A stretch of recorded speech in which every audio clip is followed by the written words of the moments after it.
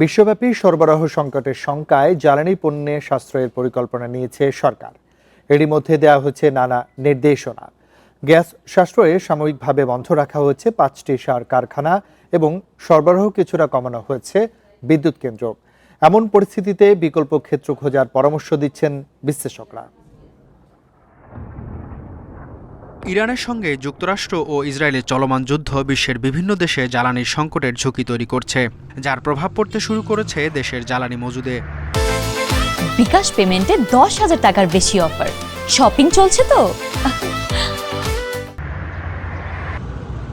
সংকট মোকাবেলায় বৃহস্পতিবার মন্ত্রিপরিষদ বিভাগ থেকে জ্বালানি সাশ্রয়ে বেশ কিছু নির্দেশনা দেওয়া হয়েছে। অতিরিক্ত আলোকসজ্জা না করা, ব্যক্তিগত যানবাহন ব্যবহার কমানোর আহ্বান জানানো হয়েছে। দেশে ব্যবহৃত গ্যাসে 60% বেশি খরচ হয় বিদ্যুৎ উৎপাদন ও সার কারখানায়। তাই জ্বালানি সাশ্রয়ে 5টি সার কারখানা বন্ধ করে দিয়েছে Bangladesh chemical industries corporation BCIC। জ্বালানির সাশ্রয়ী ব্যবহার নিশ্চিতের উপর গুরুত্ব দিয়েছেন বিদ্যুৎ, জ্বালানি ও খনিজ সম্পদ মন্ত্রী। বলেন, বর্তমান পরিস্থিতিতে সংকট ব্যবস্থাপনাই সবচেয়ে বড় চ্যালেঞ্জ।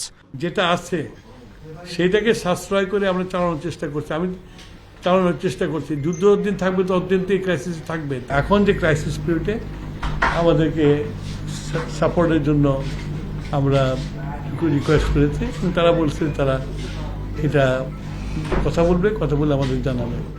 এদিকে বর্তমান সংকট মোকাবেলায় বিকল্প উৎস খোঁজা এবং জরুরি পরিকল্পনা গ্রহণের পরামর্শ দিচ্ছেন জ্বালানি বিশেষজ্ঞরা। আমাদের নবায়নযোগ্য জ্বালানির ব্যবহার বাড়াতে হবে। আর আরেকটি বিষয় হচ্ছে যে আমাদের আরও একটু অ্যাসেস করে দেখা প্রয়োজন যে সাউথ এশিয়া রিজিয়নে, নেপাল, ভুটানে যে হাইড্রো পটেনশিয়াল আছে আর সেগুলোকে আমরা ট্যাপ করতে পারি কিনা, ভারতের যে ডে হেড মার্কেট আছে সেখান থেকে আমরা বিদ্যুৎ কিনতে পারি কিনা, সেটা অনেক সস্তায় বিদ্যুৎ কেনা সম্ভব।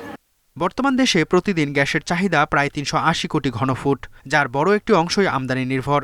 দ্রুত পরিস্থিতি উন্নতি না হলে সংকট আরও গভীর হতে পারে বলে আশঙ্কা খাত সংশ্লিষ্টদের।